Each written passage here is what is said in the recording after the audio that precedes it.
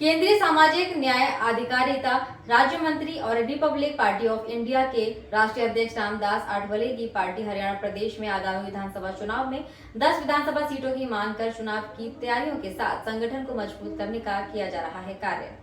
जिला स्तरीय और प्रदेश स्तरीय संगठन की होगी घोषणा। वहीं रिपब्लिकन पार्टी ऑफ इंडिया के प्रदेश अध्यक्ष रवि कुंडली ने पलवल में प्रेस वार्ता कर शीर्ष नेतृत्व से हरियाणा के लिए 10 सीटों की मांग रखी है।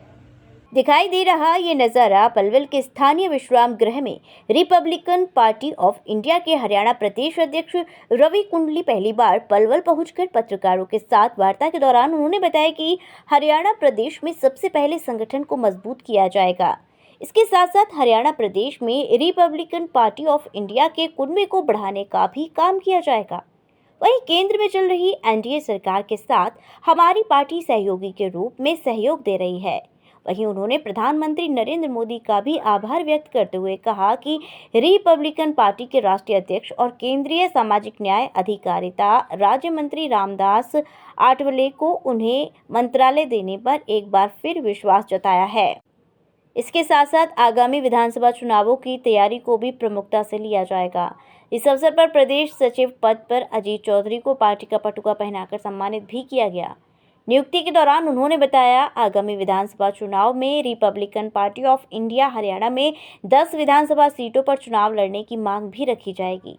इन सभी 10 विधानसभा सीटों पर मजबूत उम्मीदवारों को उतारकर जीतने का काम भी पार्टी के कार्यकर्ताओं द्वारा किया जाएगा।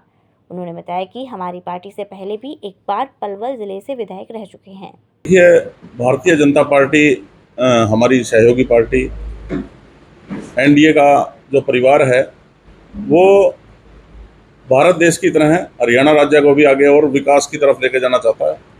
हमारी नीतियां यही हैं, सभी को रोजगार सबसे पहले जो है आज के दिन आप देख रहे हो हरियाणा के अंदर जो बच्चे पेपर को पास कर रहे हैं, मेरिट में आ रहे हैं, उन्हीं को रोजगार मिलता है।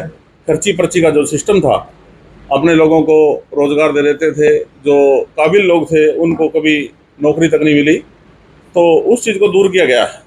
जो काबिल लोग हैं उनको योग्यता के आधार पर सरकार में नौकरी दी जा रही है। जी बिल्कुल, हम भारतीय जनता पार्टी के साथ बिल्कुल साथ मिलकर चुनाव लड़ेंगे। अगर भारतीय जनता पार्टी हमें कुछ सीटें देगी तो हम उस पर चुनाव लड़ेंगे। हम पार्टी भारतीय जनता हर जिले में हमारी टीम है और हर हलके में विधानसभा क्षेत्र में हमारे आदमी हैं और हम मजबूती के साथ भारतीय जनता पार्टी का साथ देंगे। देखो, हम मांग तो करेंगे 10 सीटों पर, लेकिन जो भारतीय जनता पार्टी के हाईकमान का जो आदेश होगा उसको माना जाएगा। देखिए, माननीय मंत्री जी जो हैं रामदास आठवले जी, वो रात को 12 बजे तक किसी भी समाज का, किसी भी भारत के किसी कोने कोने से लोग उनके पास आते हैं काम कराने के लिए। काम यही होते हैं कि लोगों की यही मुसीबतें होती हैं, किसी को बिजली की समस्या है, किसी को पानी की समस्या है, किसी को रोजगार की समस्या है, उसके सभी समाधान माननीय रामदास आठवले जी करते हैं। अब की बार हमारी पार्टी जो है चुनाव नहीं लड़ी, लेकिन माननीय प्रधानमंत्री जी ने हमारे राष्ट्रीय अध्यक्ष माननीय केंद्रीय मंत्री रामदास आठवले जी पर विश्वास जताते हुए उनको तीसरी बार केंद्र में मंत्री बनाया। मैं उनका बहुत बहुत धन्यवाद। नहीं, गठबंधन में हमारे को अब की बार सीट नहीं मिली थी जी, लेकिन उसके बाद भी उन्होंने पूरे भारत में प्रचार किया, क्योंकि कांग्रेस पार्टी के तरफ से जो झूठ फैलाया जा रहा था कि संविधान बदला जाएगा, उसको माननीय मंत्री जी ने, रामदास आठवले जी ने हर जिले में जाकर, हर स्टेट में जाकर के ये समझाया कि कोई संविधान बदलने वाला नहीं है। ये बाबा साहब अम्बेडकर जी का लिखा हुआ संविधान है, बड़ा मजबूत संविधान है। इसी संविधान पर देश की सरकार चलती है, ये देश चलता है, उसको बदलने का कोई औचित्य नहीं है। ये सब झूठी बातें थी, तो उनको समझाने का उन्होंने काम किया।